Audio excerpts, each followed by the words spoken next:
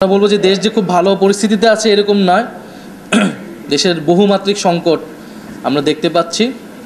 এই সংকট উত্তরণের একটাই উপায় নিজেদের মধ্যে ঐক্য অটুট রাখা এবং জনগণের সাথে কোনো প্রতারণা না করা, জন আকাঙ্ক্ষাকে গুরুত্ব দিয়ে আমরা যাতে সামনের দিকে এগোই। মানে জুলাই সনদ বাস্তবায়ন না হলে তো নির্বাচন হওয়ার কোনো সুযোগই নেই।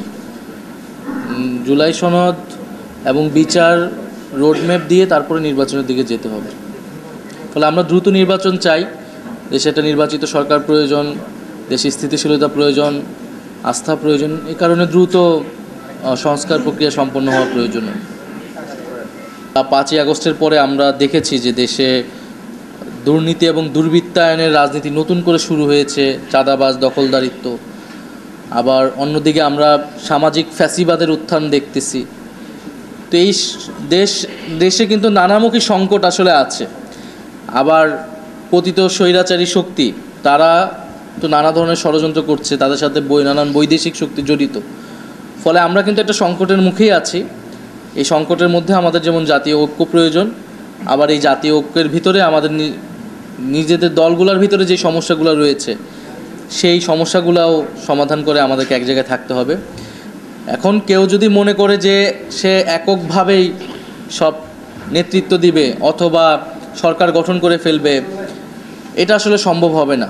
দেশের যদি এই ন্যূনতম ঐক্য না থাকে দেশের সবগুলো পক্ষের মধ্যে, ফলে এককভাবে সরকার গঠন করা এবং সেই সংসদ টিকিয়ে রাখা, সরকার টিকিয়ে রাখা কারো পক্ষে সম্ভব হবে না। এবং যদি জনগণের যেই ন্যূনতম আকাঙ্ক্ষা তৈরি হয়েছিল সংস্কার, বিচার, এই দাবিগুলোকে উপেক্ষা করে যদি নির্বাচনের দিকে যাওয়া হয়, সেটিও আসলে টেকসই হবে না। ন্যূনতম এই সংস্কার নিয়ে আমরা সামনের দিকে এগোতে চাই। তো সেই জায়গা যদি বাধা তৈরি হয়, সেই জায়গাও যদি সরকারের জায়গা থেকে কোনো গড়িমসি তৈরি হয়, তাহলে এই সরকারকে কিন্তু জনগণের মুখোমুখি হতে হবে এবং যারা বাধা দিবে তাদেরকেও জনগণের মুখোমুখি হতে হবে। শাপলা তারা না দিলে এটা ব্যাখ্যা দিতে হবে। তো আমরা তো মনে করি যে শাপলা তারা হয়তো দিয়ে দেবে। আর শাপলা যদি তারা দিতে ব্যর্থ হয়, তাহলে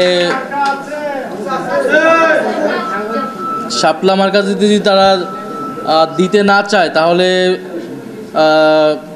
তাদের পক্ষে সুষ্ঠু নির্বাচন করা সম্ভব হবে কি না এই বিষয়ে তো আমরা বলেছি। কারণ একটা নবগঠিত দলের সাথে যদি তারা বেইনসাফি করে, তাহলে এই নির্বাচন কমিশনের অধীনে একটা সুষ্ঠু নির্বাচন হওয়া তো সম্ভব নয়।